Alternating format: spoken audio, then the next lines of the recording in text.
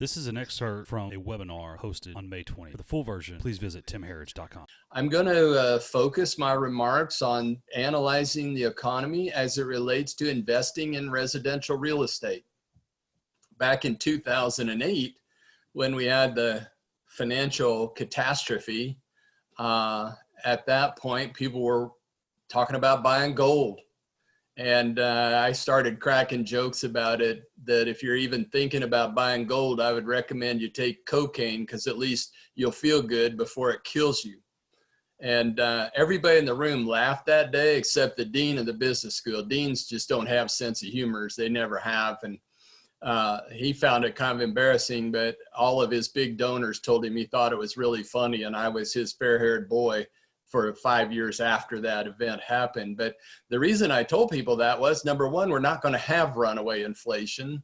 And number two, if we do have runaway inflation, there's other alternatives to gold, and single family houses is one of them. And so the people, there's probably 20,000, there's probably 50,000 people that have heard me crack that joke about cocaine and gold.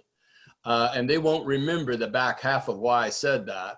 But why I said that was, if you're worried about inflation, the best thing you can do as an average person is buy a house in your neighborhood. You know that market better than any other neighborhood.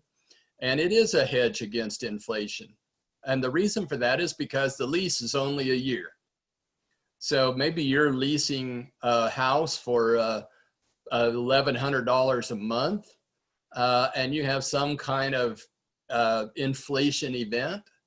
At the end of 12 months, that rent goes from $1,100 a month to $11,000 a month, and your tenant renews the lease because they're making $20,000 a month in salary.